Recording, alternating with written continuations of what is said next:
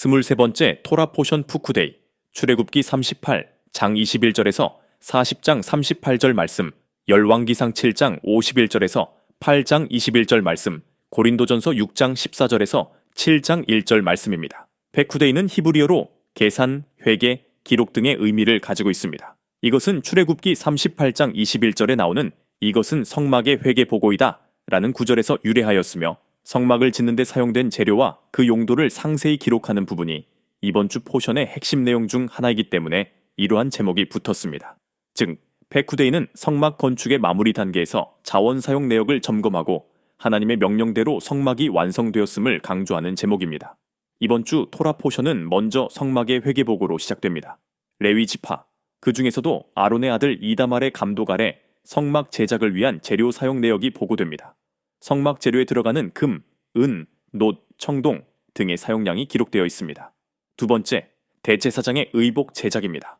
에봇, 즉 어깨에 걸치는 제사장 옷과 12지파를 상징하는 보석이 박힌 흉패와 청색 겉옷과 세마포 속옷과 머리 덮개와 허리띠 등이 제작됩니다. 흉패에는 12개의 보석이 박혔고 각 보석은 이스라엘 12지파를 상징합니다. 여호와께 성결이라는 글귀가 새겨진 금패가 대제사장의 관에 부착됩니다. 세 번째, 성막 완성 및 모세의 점검이 있습니다.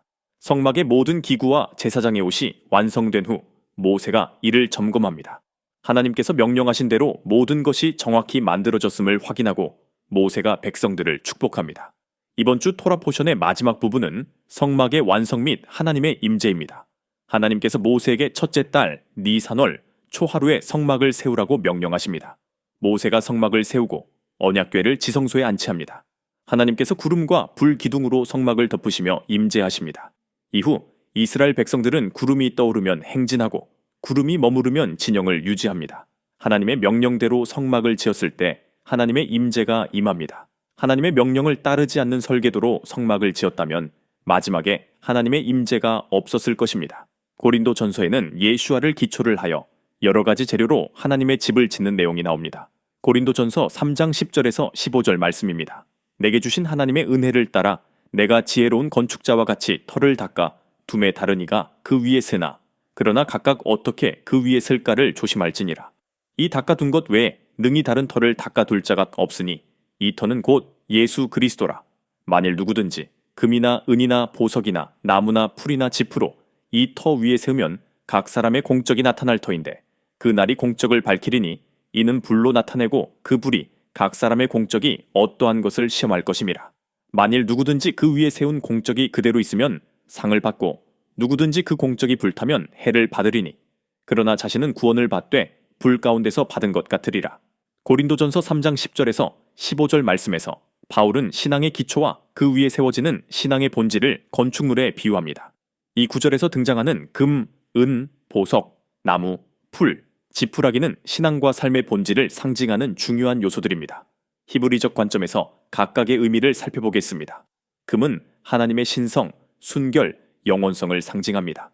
성막과 성전의 기구들은 모두 금으로 만들어졌으며 이는 하나님의 거룩함과 영광을 상징합니다. 금은 영원히 사라지지 않는 순수한 믿음과 헌신을 의미하며 하나님의 말씀을 따라 살아가는 참된 신앙을 뜻합니다.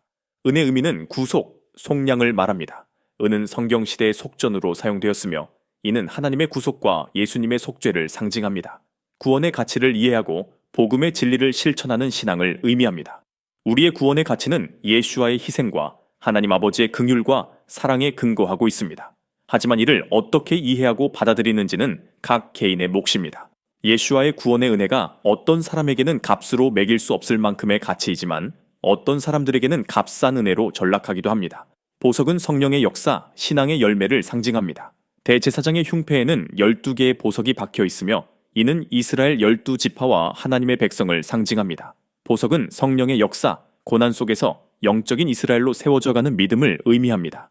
로마서 11장에 따르면 이방인들도 예수아를 믿음으로 하나님의 백성인 이스라엘에 접붙여집니다. 갈라디아서 3장 28절에서 29절에는 혈통이 아닌 믿음으로 아브라함의 자손이 될 수 있음을 말하고 있습니다. 에베소서 2장 11절에서 19절 말씀에는 예수아 안에서 유대인과 이방인이 한 세 사람이 된다고 말합니다. 이렇게 유대인과 이방인은 예수아 안에서 하나의 이스라엘, 온 이스라엘로 다시 탄생합니다. 지금은 이방인들이 국가적인 이스라엘에 포함되지는 않지만 예수와께서 재림하셔서 메시아 국가를 세우실 때 이방인들도 이스라엘이라는 이름으로 접붙여집니다. 보석 다음의 재료는 나무입니다. 인간의 노력과 연약한 신앙을 상징합니다. 히브리어로 나무는 종종 인간의 인격이나 행위를 가리킵니다. 하지만 나무는 불에 타기 쉬운 재료이므로 인간의 힘으로 세운 신앙은 영원하지 못함을 시사합니다. 인간적인 열심이나 세속적인 가치로 쌓은 신앙이 시험 앞에서 무너질 수 있음을 뜻합니다. 풀은 덧없는 인생, 육적인 신앙을 상징합니다. 성경에서 풀은 인간의 연약함을 상징합니다. 이사야 40장 6절에서 8절 말씀에서 풀은 금방 시들어 버리는 존재로 신앙이 얕거나 순간적인 감정에 의존하는 신앙을 의미합니다. 시험과 고난 속에서 쉽게 무너지는 신앙입니다. 마지막 재료인 지푸라기는 공허한 신앙, 무가치한 행위를 상징합니다. 지푸라기는 가벼워 바람에 쉽게 날아가며 불에도 금세 타버리는 재료입니다.